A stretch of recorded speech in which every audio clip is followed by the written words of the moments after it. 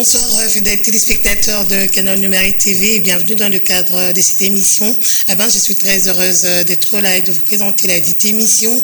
Aujourd'hui, nous avons le privilège et l'honneur de recevoir pour vous M. Chris Mukendi, qui est le secrétaire national adjoint en charge de la propagande au sein de l'AFDC, parti cher au sénateur Bahati Lukwebo, que nous recevons sur ce plateau. Alors, je m'en vais directement lui dire bonsoir. Bonsoir, M. Chris.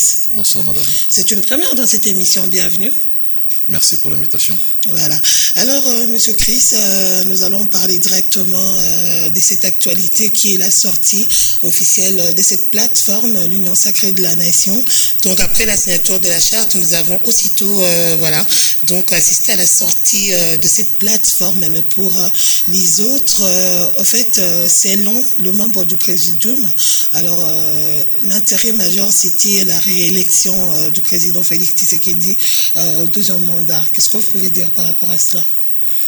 Vous me donnez l'occasion ici de commencer d'abord par féliciter l'organisation, le Présidium de l'Union Sacrée, constitué des acteurs que vous connaissez, notamment les sénateurs modestes, le professeur Modeste Bahati, Christophe Mbosso, Jean-Pierre Bemba, Vital Kamerhe, Augustin Kabouya, le Premier ministre. Donc nous tenons à les féliciter pour n'avoir pas ménagé des efforts pour la matérialisation de cette activité à laquelle la population s'est identifiée par ces nombreuses présences que nous avons eu à constater lors de cette activité, ce qui témoigne de l'adhésion de la population à la vision du chef de l'État, mais aussi l'occasion m'est accordée ici de remercier les nombreux Congolais qui ont pu répondre à cette invitation. Comme vous le savez, l'Union Sacrée a été formalisée au cours de cette rencontre au Grand Hôtel, qui a abouti à la signature de la charte. Mais il était question de pouvoir communier avec les nombreux militants qui constituent ces partis politiques signataires de l'Union Sacrée, ce qui avait poussé le leadership au sein de l'Union Sacrée de pouvoir organiser cette activité au stade de Martyrs pour que des milliers de Congolais qui voulaient prendre part à cette activité puissent nous rejoindre ici à Kinshasa. Donc ici, nous saluons cette participation nombreuse de Congolais venus de tous bords. De leur propre gré, ou bien vous les avez donné quelque chose? Parce que ça se dit dans le coulisses, selon l'opposition, vous avez eu à donner, à corrompre d'ailleurs, ces nombreuses personnes qui sont venues ces jours-là. Madame, qu'aucun Congolais ne vous mente qu'il y a des organisations politiques qui se font sans mobilisation des ressources. Il y a toujours des mobilisations des ressources. Parce que l'Union Sacrée constitue des partis qui sont au pouvoir. Ces partis politiques en interne, les membres de ces partis politiques, ces mandataires, ces ministres, cotisent chacun à hauteur de 10% de leurs émoluments, 10% de leur rémunération, ce qui fait que le parti politique vive de la contribution de ses membres. Donc il était question, lorsque vous organisez une activité de cette envergure-là, cette logistique qui devait accompagner l'activité, ce n'est pas une logistique gratuite. Mais aussi pour ne pas considérer cette adhésion populaire, pour ne pas féliciter cette mobilisation, c'est tout à fait normal pour nos amis qui sont à l'opposition de dire que non, ils ont mobilisé à coup de billets. Il n'y a aucune activité dans ces pays, que ce soit à l'opposition ou à la majorité, qui n'ait été organisée sans sortir le moindre sou. Il y a une activité de l'opposition qui va se passer le 13 ici à Kinshasa, et ils vont sortir des sous pour mobiliser les gens, pour passer le message, pour imprimer, je ne sais pas, leur fiche, pour imprimer de banderoles. Donc, il n'y a pas d'activité politique sans argent. Dire comme ça qu'on a fait sortir de l'argent, c'est vrai, on a fait sortir de l'argent, mais de l'argent qui sont sortis des caisses de partis politiques membres de l'Union Sacrée. Mais pas du trésor public, parce qu'on vous accuse d'avoir utilisé l'argent du trésor public pour organiser, Nous sommes de ceux qui prônons la bonne gouvernance à l'Union Sacrée. Nous prônons l'orthodoxie financière. On ne peut pas, alors que nous sommes en train de prôner l'orthodoxie financière et la bonne gouvernance, aller puiser dans la caisse de l'État pour une activité qui n'a rien à voir avec les institutions de la République. C'est une activité autonome, une activité politique qui n'a rien à voir avec le trésor public. Nous sommes organisés, ce sont des partis politiques, plus de 500 partis politiques qui composent l'Union Sacrée, qui vivent des cotisations de ses membres. L'AFDC a donné sa participation, l'UNC a donné sa part, l'EMLC a donné sa part, et ça a constitué cette cagnotte qui nous a permis d'organiser cette activité. Donc c'est un discours des faibles, un discours qui veut désorienter simplement la population, qui a adhéré à cette vision, à la grande vision qui est aujourd'hui la vision de l'Union Sacrée, dont les cheminements ou l'aboutissement, c'est d'accompagner le président Tshisekedi pour son second mandat. Alors, c'est quoi la vision majeure qui est d'accompagner, ou bien vous avez une autre vision par rapport à l'Union Sacrée? La vision de l'Union Sacrée s'étend sur tous les domaines. Okay. Domaine de la diplomatie, domaine économique, domaine social, dans tous les domaines. Voilà, donc il nous sera difficile ici de pouvoir nous étaler sur tous les domaines de l'Union Sacrée, mais c'est une vision qui est salvatrice pour la République. C'est une vision qui non seulement veut sauver la République contre l'imminent danger qui nous guette avec les agresseurs rwandais, mais c'est aussi, au-delà de cette vision-là, nous accompagnons les chefs de l'État pour son second mandat. Donc c'est une vision, comme on a dit, soyons du bon côté de l'histoire, c'est une vision qui rassemble tous les Congolais qui croient que l'émergence de ce pays est encore possible avec Félix Tshisekedi à la tête du pays. C'est vrai que nous avons vu la prolifération de partis politiques avec comme en tête de jeunes qui dirigent ce parti politique. Mais tous, ils sont à la quête du pouvoir. Ils seront en mesure, une fois que le président sera réélu, de donner, je ne sais pas moi, de sièges, ou bien ce que ce parti recherche à tous ces partis politiques qui ont adhéré à cette vision. Mais c'est cela le jeu démocratique et le jeu politique. Comme on dit, en politique, il n'y a que des intérêts, c'est vrai, mais ce sont des intérêts qui permettent à ce que la population puisse aussi se retrouver. Le chef de l'État, selon la Constitution, a droit à un second mandat, qui n'est pas automatique. Donc l'Union Sacrée aujourd'hui, c'est une machine qui permet à ce que nous puissions activer cette machine pour amener le chef de l'État à obtenir son second mandat. Mais lorsque le chef de l'État obtient son second mandat, il est clair que le parti politique qui l'accompagne dans cette quête, cette reconquête de pouvoir pour son second mandat, devrait aussi se retrouver dans le sens de la rétribution politique. Où nous allons tous à la conquête, la redistribution se fera certainement en tenant compte de poids politiques que chacun pourra amené comme moisson à l'issue des élections de 2023. Donc, c'est tout à fait légitime pour des partis politiques qui accompagnent les chefs de l'État, non pas seulement parce que le président de la République, il est beau, il est charmant, parce que seulement le chef de l'État a un bon projet pour la République, mais ces partis politiques aussi, parce que la politique, c'est la conquête du pouvoir. Tshisekedi est en train de conquérir le pouvoir au plus haut sommet de l'État. Ceux qui l'accompagnent cherche aussi à conquérir le pouvoir à un certain niveau des responsabilités de l'État. Ça peut être des postes ministériels, ça peut être la députation nationale, mais tous les partis politiques, lorsqu'ils activent leur projet de société ou lorsqu'ils vont en conquête, c'est pour aller chercher les pouvoirs. C'est tout à fait légitime. Ouais. Hein, et donc, tous ceux qui accompagnent Tshisekedi aujourd'hui s'attendent à ce que lui puisse être élu à la tête du pays comme chef de l'État, mais aussi des partis politiques, parce qu'il ne dirige pas seul. Ouais. Il faut constituer une majorité parlementaire qui l'accompagne dans cette vision, et cette majorité sera constituée de partis politiques membres de l'Union Sacrée aujourd'hui. Mais quelles sont les attentes de l'AFDC, dont vous faites partie? L'AFDC, d'abord, ce n'est pas un parti qui tend la main. C'est un parti qui va à la conquête du pouvoir. On n'est pas à attendre qu'on nous donne sur un plateau. Hein. Notre démarche, c'est d'aligner le meilleur des candidats qui permettent au chef de l'État de remporter haut la main les élections et de lui permettre d'avoir une majorité parlementaire. Donc notre responsabilité en tant que parti politique, c'est d'aligner des candidats pour lesquels la population s'identifie dans ces candidats. Parce qu'il ne faudrait pas aligner un candidat tout simplement parce qu'il y a des sièges à pourvoir, pas du tout. Nous alignons des candidats qui ont un ancrage dans le pays, un ancrage dans leur territoire pour permettre au chef de l'État d'avoir effectivement sa majorité.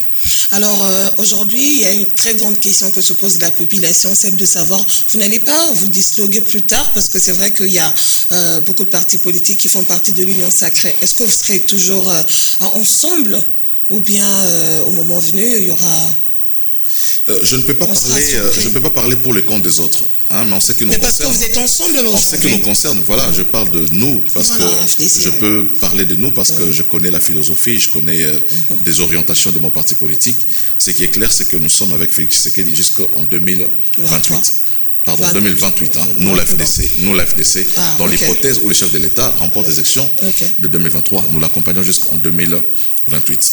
Mais pour les autres, je ne peux pas m'ériger en leur porte-parole, mais je dis en politique, tout peut arriver, surtout dans les périodes préélectorales. Il y a plusieurs mutations politiques, il y a des camps qui se fragilisent au détriment d'un autre camp, il y a aussi ceux qui quittent les camps de la majorité pour aller vers les camps de l'opposition. C'est cela. Les jeux politiques dans le pays, et ça se passe toujours comme ça en période préélectorale. Donc, je ne voudrais pas ici me faire des illusions pour dire que nous sommes un groupe compact qui ne va pas connaître des défections, pas du tout. Je ne suis pas dans cette perspective-là, mais j'ai dit, en ce qui nous concerne, nous, AFDC, nous sommes avec le chef de l'État, nous l'accompagnons pour son second mandat jusqu'en 2028. C'est parmi les objectifs majeurs que vous poursuivez au sein de l'AFDC. Il y a d'autres objectifs en dehors d'accompagner le chef de l'État? Non, mais en dehors d'accompagner le chef de l'État, nous constituons une force au sein de sa famille politique aujourd'hui, une force qui lui permet d'avoir une majorité lui permettant d'appliquer son programme de gouvernement. L'importance d'avoir une majorité parlementaire, c'est d'apporter aussi des réformes. Vous avez vu avec la coalition FCC-CACH la difficulté que le chef de l'État a eu à faire passer certaines réformes. C'est parce qu'il y avait des gens qui étaient dans cette majorité, mais qui continuaient à faire allégeance à l'ancien président de la République et à sa famille politique, alors que le pouvoir avait changé de camp. Donc, le rôle que nous aurons à jouer dans cette majorité parlementaire, c'est d'accompagner cette vision qui sera entérinée à l'Assemblée nationale lors de l'investiture du gouvernement. Et nous serons non pas comme des spectateurs, mais comme partie prenante déjà dans ce gouvernement à l'issue des élections de 2023. Donc, ça ne sera plus les programmes du chef de l'État seul, ça sera les programmes d'une majorité qui l'accompagne pour la matérialisation de cette vision qui permet aux Congolais de se sentir mieux dans leur pays. Voilà, M. Chris Mukendi, merci, mais on va continuer. Il y a quand même d'autres questions de la part de téléspectateurs qui nous suivent dans le coulisses. Ils disent toujours dans le même cadre d'idées, il paraîtrait que c'est comme si le FDC n'est pas du tout à l'aise quand vos membres sont tirés pour d'autres formations politiques, toujours dans l'Union sacrée. En fait, lorsque nous avons décidé de faire la politique, nous ne nous étions pas fait des illusions. Ce n'est pas... les politiciens, ce ne sont pas des enfants de cœur. Donc, des défections dans des familles politiques, ça arrive. Et il n'y a aucun parti politique qui n'a connu autant de défections comme l'UDPS. Donc, lorsque nous avons accepté de faire la politique, nous avons déjà intériorisé cette donne-là dans notre fonctionnement. Nous savions qu'il y aura des défections, nous savions qu'il y aura des départs, nous savions qu'il y aura des diabolisations, nous savions qu'il y aura donc voilà, de la trahison. Donc un acteur politique averti s'est fait déjà tous ces genres de scénarios lorsque il décide de faire la politique. Donc, ce qui arrive à la FDC aujourd'hui, notamment des cas de trahison de ceux qui étaient présentés sur les listes FDCA, qui aujourd'hui se comportent en fille ingrate ou en fils ingrat, cela ne nous étonne pas, dans la mesure où déjà lorsque nous avons décidé de faire la politique, c'est une donne que nous avons intériorisée. Donc ce qui est important pour nous, c'est de poursuivre notre lutte.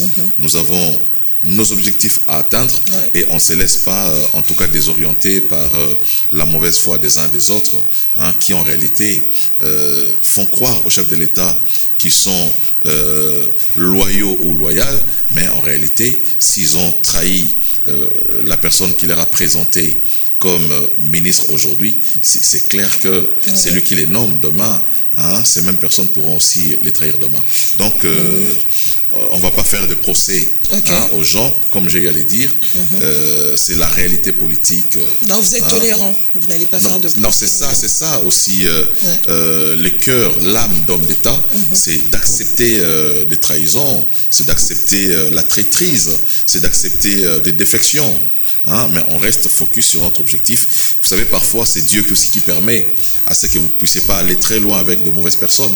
Il permet à ce que certaines choses arrivent pour que vous puissiez être émondés. Hein. Donc, aujourd'hui, nous considérons que l'AFDC est en train d'être émondée, hein, et ça nous permet de tirer des bonnes leçons pour l'avenir. Que diriez-vous par rapport à l'insécurité à l'est du pays et le repositionnement du M23? Est-ce qu'il y aura toujours élection en 2023?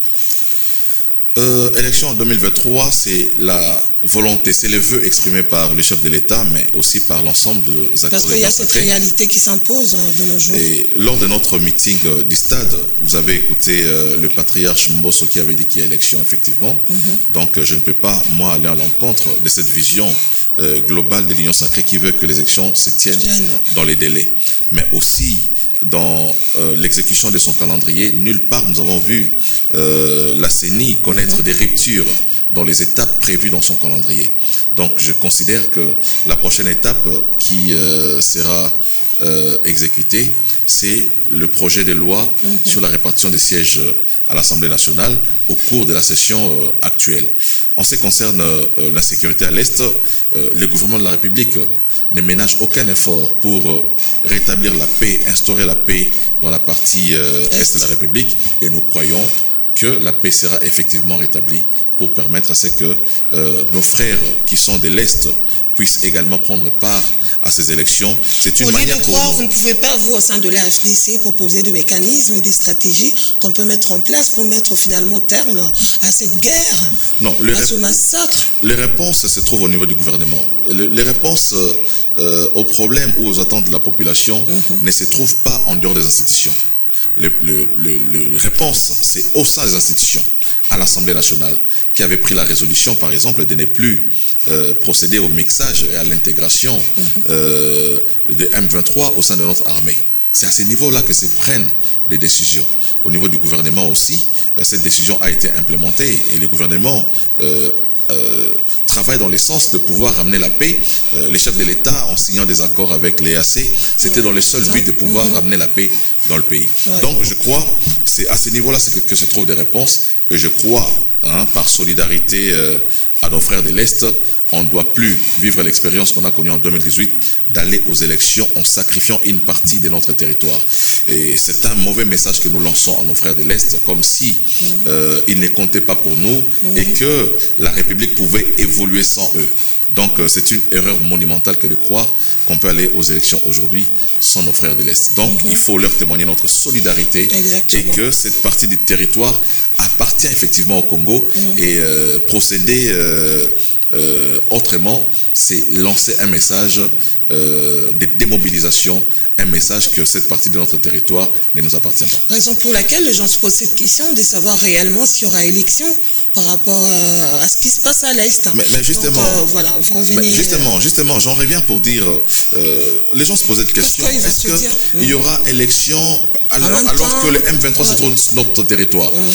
Le discours de l'opposition est tellement dynamique qu'aujourd'hui, on ne parle plus de la présence de ces troupes dans les territoires congolais, on parle aujourd'hui de cette incapacité d'aller aux élections parce qu'il se trouve dans notre territoire les forces régionales. Et ils pensent déjà au glissement et voilà. Entre la présence des forces régionales dans notre territoire et la présence des ennemis sur notre territoire, qu'est-ce qui est plus important? C'est là la vraie question. Parce que les forces régionales ne sont pas venues de leur propre gré. Ils sont venus sur invitation de la République démocratique du Congo pour mettre fin à cette problématique de l'insécurité à l'Est. Les chefs de l'État déjà avaient annoncé que on allait avec... pour la question de l'insécurité à l'Est, on avait deux démarches. La démarche diplomatique et la démarche militaire. Si la démarche diplomatique a permis à ce que l'EAC puisse venir dans notre territoire pour nous éviter les carnages humains et éviter des dommages collatéraux, je crois que c'était la meilleure des options en ce moment-là. Maintenant, il faut déterminer les timings de la présence de forces de EAC sur notre territoire, parce qu'ils ne sont pas venus pour s'éterniser au Congo. Ils sont venus pour une période bien donnée et bien précise.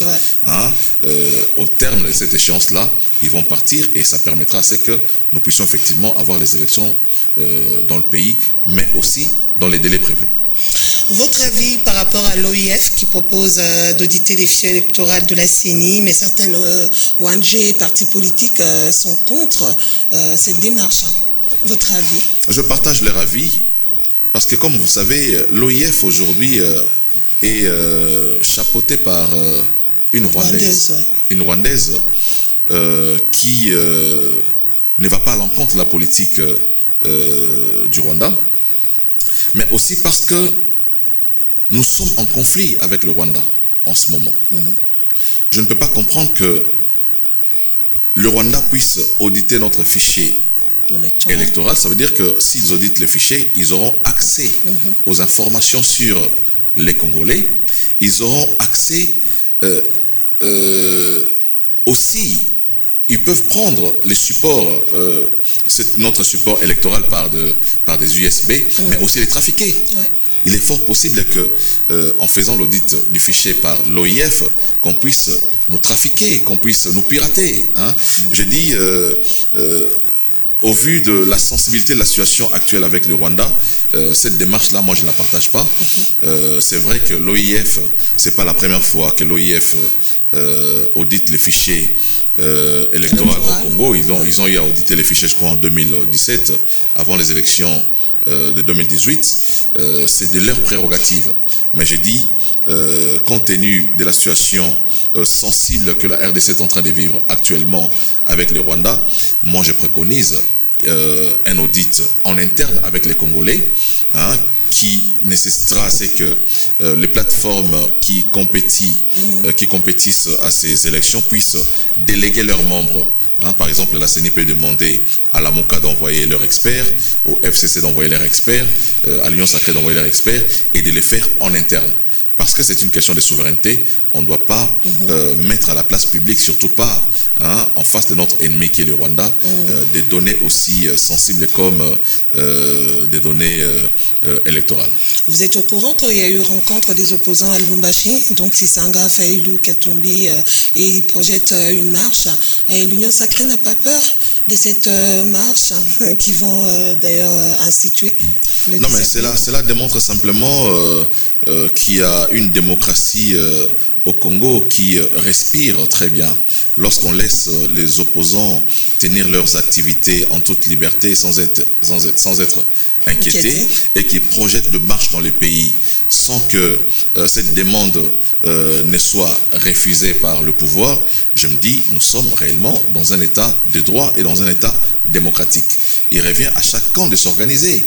Si l'opposition pense qu'elle peut s'organiser pour désigner un candidat qui fera face à notre candidat de l'Union Sacrée, libre à eux de pouvoir proposer le candidat. Donc, mais je me dis, je ne vois aucun candidat dans les camps de l'opposition qui pourrait battre les candidats de l'Union Sacrée. Donc vous êtes sûr de l'Union Sacrée, de votre force, de cette union? Vous êtes tellement sûr de vous et vous pensez que le peuple est derrière vous? Non, mais effectivement, vous savez, déjà en 2018, Tshisekedi est allé aux élections, il était seul dans son camp. Mais aujourd'hui, les camps de Tshisekedi a été consolidés par la présence de Bemba. Les camps de Tshisekedi a été consolidés par la présence de Bahati, qui n'était pas avec Tshisekedi en 2018. Ces camps ont été consolidés avec tous les autres, les Julien Paluku, les Jean-Lucien Boussa, tous ces leaders qui sont en réalité des leaders dans leur province aussi. Lorsque vous prenez par exemple Jean-Pierre Bemba et toute la partie Équateur avec les Guiloando, ça veut dire que toute l'Équateur est aujourd'hui acquise à Tshisekedi, parce que leur leader naturel est connu. Lorsque vous prenez la partie de Bandundu là-bas, les leaders sont connus. Donc, quand je remarque la manière dont, d'abord, le présidium de l'Union Sacrée est constitué, je me dis, c'est un présidium qui permet déjà demain à ce que Tshisekedi puisse être réélu sans difficulté. Alors, Monsieur Chris Mukendi, c'est vrai que vous êtes jeune. Aujourd'hui, on a vu des jeunes prendre conscience et la plupart sont dans des partis politiques. Alors, pensez-vous que prochainement, on laissera aux jeunes diriger cette chose publique? Parce que nous voyons que le même visage qui revient, des gens qui ont eu à travailler avec Mouzé, qui ont eu à travailler avec Joseph Kabila, qui ont eu à travailler avec d'autres régimes, revenir toujours sur le marché. Est-ce que vous pensez que cette fois-ci, on laissera la place aux jeunes de diriger la chose publique? Non, mais ce n'est pas un cadeau qu'on donne aux jeunes. Les jeunes devraient s'engager eux-mêmes, devraient aller compétir. Et devraient aller conquérir le pouvoir. De quelle manière? Parce qu'ils sont déjà dans des partis politiques. Non, mais justement, déjà en présentant leur candidature, eux-mêmes, et lorsqu'on dit que le Congo est constitué de pratiquement 60% des jeunes, ça veut dire qu'au sein de nos institutions, on devrait trouver 60% des jeunes. Exactement. Ce qui n'est pas le cas. Donc ça veut dire qu'à un certain moment, les jeunes eux-mêmes décident de voter pour les non-jeunes, s'il faut les dire ainsi. Donc tout dépend de l'engagement des jeunes, qui sont d'abord acteurs eux-mêmes, mais des jeunes qui sont aussi électeurs. L'Assemblée nationale ne pourra être que la représentation de ce qu'aura voulu la jeunesse qui s'engage en politique aujourd'hui. Les jeunes qui votent, comment expliquer par exemple qu'un jeune de 18 ans, de 20 ans puisse voter un papa de 5 ans, un papa de 60 ans? Donc ça veut dire que l'engagement part déjà à ce niveau-là. Si les jeunes sont conscientisés, si les jeunes veulent prendre leur destin en main, il leur revient aujourd'hui de pouvoir se déterminer en rapport avec les échéances électorales qui arrivent dans les pays. Donc, comme je dis, ce n'est pas un cadeau que des leaders politiques vont faire aux jeunes, mais ça sera la détermination de cette jeunesse-là qui est d'abord électeur, mais aussi hormis la détermination, il faudra avoir les moyens. Mais ces jeunes n'ont pas vraiment ces moyens comme ces autres politiciens qui ont déjà eu à travailler. Non, mais ces jeunes, d'abord, comment ça se passe au sein des partis politiques? Les partis politiques qui sont organisés prennent en charge déjà la caution des candidats. Il y a des partis politiques où aucun candidat ne débourse de l'argent pour payer sa candidature. Donc, les jeunes devraient aller vers ces partis politiques-là qui les prend d'abord en charge en termes de caution des candidats, mais aussi ces jeunes devraient avoir eux-mêmes de l'ancrage. Il ne suffit pas d'être jeune, il suffit aussi d'avoir un ancrage, mais aussi d'arrêter des stratégies qui vous permettent de gagner. Parce que tous ceux qui sont élus ne sont pas élus tout simplement parce qu'ils ont des moyens.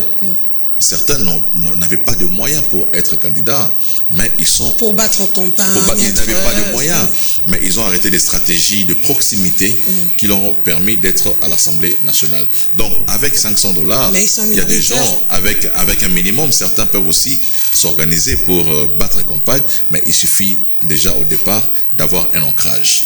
Être dans des associations, si vous êtes membre des églises, vous avez évolué longtemps avec des amis dans des associations culturelles, sportives, des associations sportives, donc ça constitue pour vous déjà une base qui vous permet de pouvoir compter sur elle.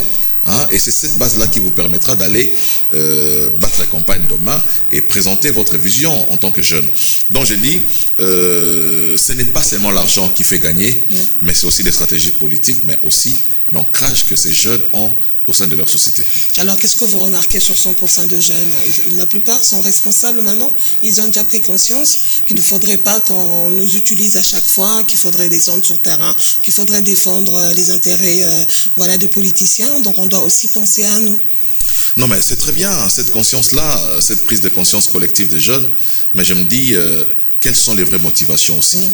La plupart des jeunes s'élancent simplement à cause de la convoitise, parce que le message qui a été lancé par notre classe politique, c'est que pour être bien dans le pays, il faut faire la politique. C'est comme ça que tous les autres secteurs de la vie nationale sont négligés. Exactement. Le médecin abandonne la bistourie, l'avocat abandonne la toge, l'électricien abandonne son testeur.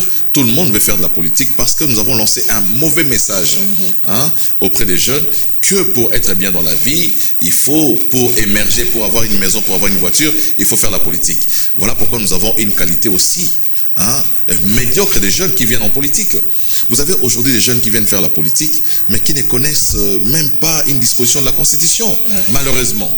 Hein? Il y a des jeunes qui viennent faire la politique tout simplement parce qu'ils ont été chantés par des musiciens. Exactement. Hein? On l'a chanté par Kofi, on l'a chanté par JB. Il s'est dit, ok, mon nom est connu par plusieurs Congolais, c'est une occasion pour moi d'aller à l'Assemblée nationale.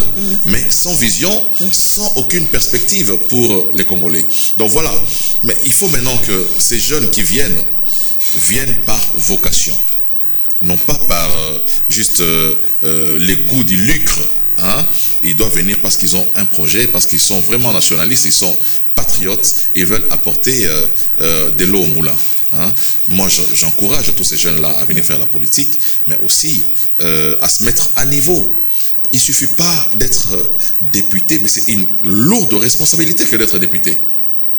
Je me dis, si vous nous donnez un bon parlement, nous aurons un bon pays demain. Parce que, avec le système que nous avons, c'est un système semi-présidentiel où le gros du pouvoir se trouve à l'Assemblée nationale. C'est là que se passent toutes les réformes qui peuvent développer les pays. C'est là que tout se décide. Donc, il ne suffit pas d'avoir un bon président, parce que vous pouvez avoir un bon président qui est bloqué par l'Assemblée nationale, qui ne comprend pas la vision du président. Donc, il faut avoir une Assemblée nationale qui vous permet d'implémenter le programme du gouvernement et qui ne sera pas là pour barrer la route à la vision que le chef de l'État pourrait avoir demain pour la République. Alors, qu'est-ce que vous pouvez faire? Bon, je parle plus de FDC maintenant. C'est vrai que vous faites partie de l'Union sacrée, mais il y a un sérieux problème de nos jours, et surtout par rapport à cette réalité que vit la population à Kinshasa. Donc, voilà, il y a un problème sérieux d'électricité, il y a un problème sérieux d'eau, il y a un problème sérieux concernant le panier de la ménagère. Qu'est-ce que vous pouvez dire? Alors, cette population se dit, ben, c'est vrai qu'il y aura, voilà, le président a vraiment de la chance de faire un second mandat, mais par rapport à la vie sociale de Congolais, est-ce qu'il y aura un changement, ou bien il faudrait qu'on lui donne encore plus de 15 ans pour qu'il y ait un changement palpable? La vérité, c'est que les changements est un processus. Les changements ne se décrètent pas. Les changements, c'est le fruit d'un travail échelonné sur des délais à court terme, à moyen terme et à long terme. Il y a des projets dans le gouvernement qui sont des projets à court terme, où on peut comprendre, le projet à court terme, c'est entre 0 et 1 année, les gouvernements s'activent à les faire. Il y a des projets du gouvernement qui sont de moyen terme, hein, à moyen terme, entre 1 année et 5 ans. Et il y a aussi des projets du gouvernement à long terme, 5 ans jusqu'au-delà. Ça veut dire que là, ça va au-delà du mandat du chef de l'État. Mais en ce qui concerne le projet à court terme, il est clair que le chef de l'État, mettant en place les projets à court terme, il a activé beaucoup de choses, notamment la gratuité de l'enseignement, qui a pris en charge... Qui pose problème de nos jours? Non, pas du tout. La gratuité ne pose aucun problème au jour d'aujourd'hui. Monsieur Chris, vous au jour d'aujourd'hui, la vérité, c'est que il faut parler en termes de la qualité. On peut justement, en termes de qualité, on peut constater qu'il y a eu, par exemple, des surpopulations dans les salles de classe, mais... Et non-paiement d'ailleurs de... Depuis le jour où la gratuité a été décrétée et aujourd'hui, il y a eu beaucoup des efforts qui ont été menés dans le sens de la construction des infrastructures qui absorbent cette surpopulation des élèves, hein, dans les salles de classe, mais aussi dans la prise en charge des enseignants. Il y a plus de des milliers d'enseignants qui n'étaient pas à l'époque mécanisés, hein, qui n'étaient pas pris en charge. Hein. Aujourd'hui, ils sont pris en charge, plus de 77 000 enseignants sont pris en charge aujourd'hui dans le cadre de la gratuité de l'enseignement. Ce sont des efforts qui sont fournis par le gouvernement. Hein. Plusieurs efforts sont déployés avec le développement, le programme de développement de 145 territoires. Ça se passe à travers tous les pays et tous les pays est devenu poussiéreux grâce à ces programmes-là. J'ai dit, il y a beaucoup d'efforts qui sont fournis, et comme vous avez à le dire vous-même, hein, Paris n'a pas été construit en un jour. Hein, il y a des efforts qui sont menés. Nous reconnaissons la difficulté qu'il y a dans le pays, nous reconnaissons la souffrance du peuple congolais, mais il faut reconnaître aussi qu'il y a des efforts qui sont menés au niveau du gouvernement pour alléger tant soit peu cette douleur et cette souffrance du peuple congolais. Mais ces efforts-là doivent être palpables parce qu'aujourd'hui, il y a eu l'IGF qui est mis en place, mais nous remarquons qu'il y a toujours cette corruption qui a vraiment pris une très grande place à tous les niveaux, au ministère, dans des institutions et ainsi de suite. Mais comme on dit, les mauvaises habitudes ont la peau dure. Mais déjà, il faut saluer. Mais il faudrait qu'il y ait sanctions. Mais justement, c'est là que je vais en venir. Il faut d'abord commencer par saluer le travail effectué par l'IGF. L'IGF dont on parle aujourd'hui, certains pensent que c'est une invention de Tshisekedi, alors que l'IGF est créé depuis 1987. Ouais. Donc, au jour d'aujourd'hui, l'IGF a plus de 33 ans d'existence. Mais tout le long du régime passé, on n'a pas entendu parler de l'IGF.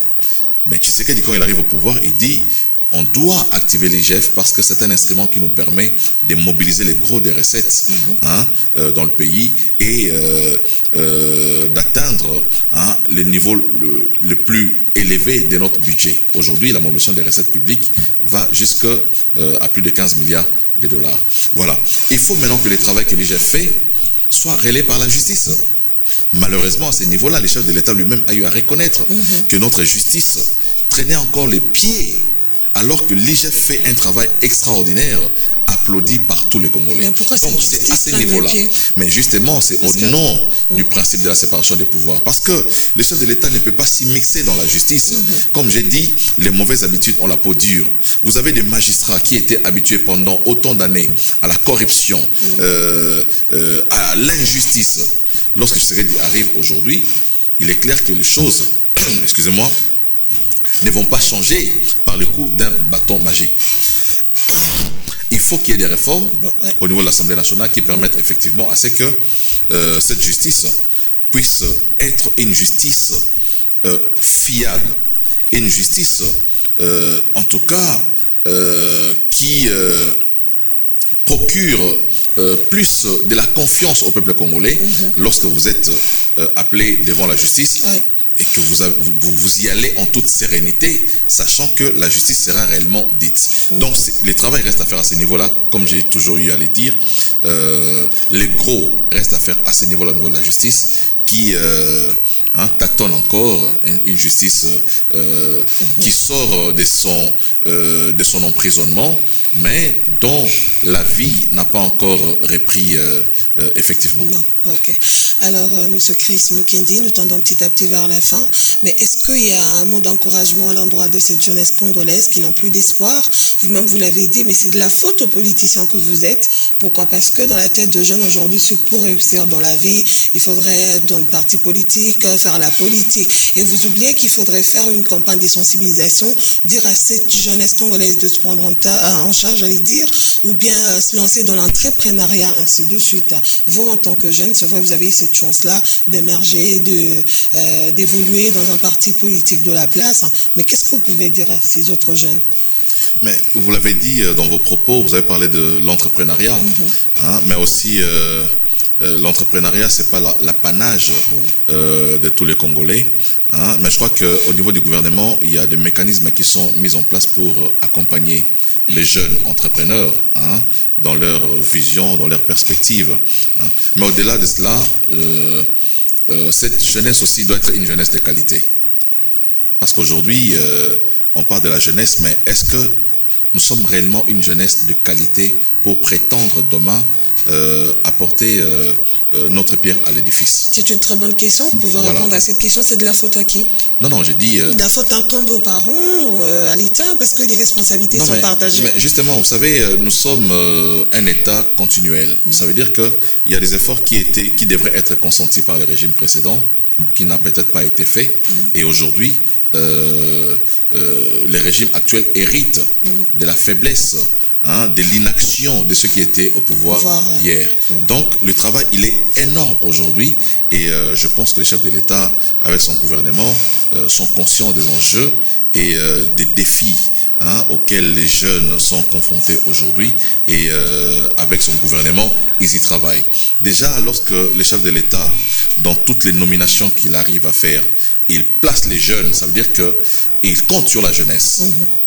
Et mais cette jeunesse-là ne doit pas être aussi une jeunesse qui vient simplement pour jouir. On doit être une jeunesse qui apporte effectivement de l'espoir, qui apporte un son nouveau dans la manière de faire de la politique pour, en tout cas, essayer d'améliorer les conditions de tout notre peuple. Voilà, un mot de la fin pour cette émission. C'est vrai que ce ne sera pas la toute première ou la dernière fois, on aura toujours à faire appel à vous. Alors, qu'est-ce que vous pouvez dire pour finir? Quelque chose qu'on n'a pas dit. Et si jeunesse pouvait, j'ai beaucoup aimé les concepts. Je crois que notre jeunesse peut, effectivement. Notre jeunesse peut. Il suffit d'un peu plus d'engagement et de détermination. On peut changer les choses dans notre pays. Ok, merci beaucoup à vous, M. Chris Kendi, d'avoir répondu à notre invitation.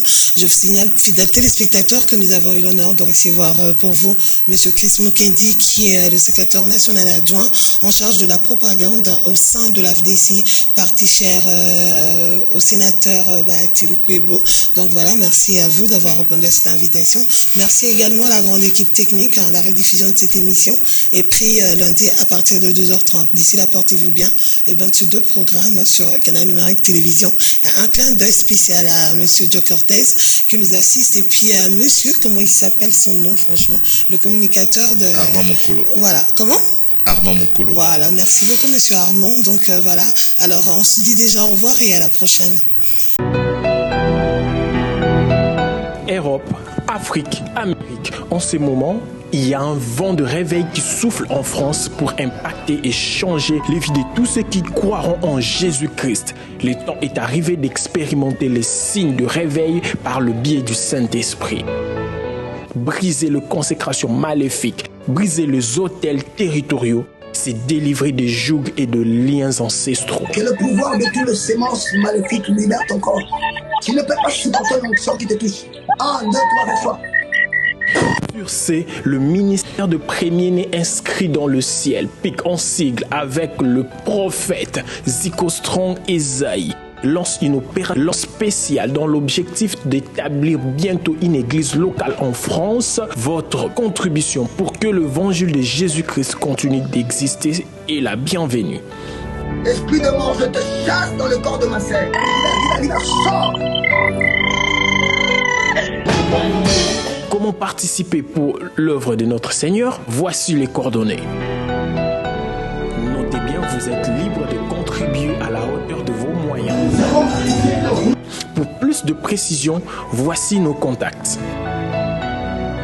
Une garnison de prophètes qui iront de lieu en lieu pour annoncer la bonne nouvelle est déjà là. Bien-aimés, sachez-le bien que Jésus-Christ est à la porte. Shalom. Le sang de Jésus te lave.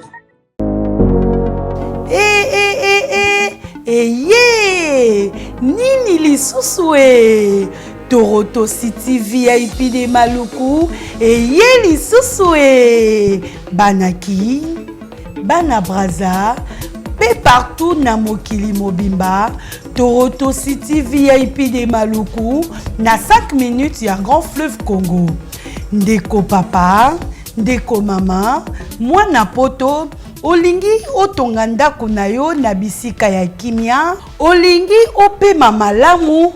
Toronto City VIP de Maluku ye wana po na bino ezali kote kamabele à 20 mètres sur 20 na telo moke ya pamba wana poto ba diaspora nyonso olingi s'investir na mboka na yo.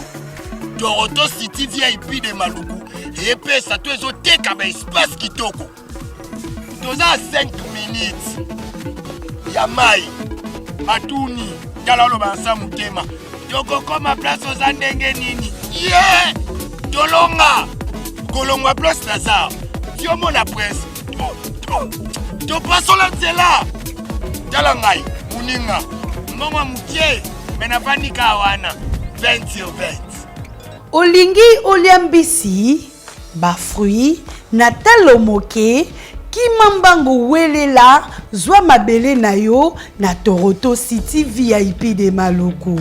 Tozali pembeni ya zone économique ya Maluku, pe pembeni ya cité Vodacom.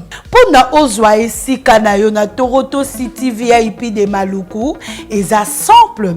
Benga Papa Willy Mafuta na numéro oyo +1 90 57 30 15 40. Toronto City VIP de Maluku. Esika esengeli pona moto nyonso apema na kimia. Bana poto, venez voir Toronto City VIP de Maluku et vous allez être voisin de tout ça. Vous allez vivre tout ça. C'est formidable, c'est tout simplement formidable. Wow.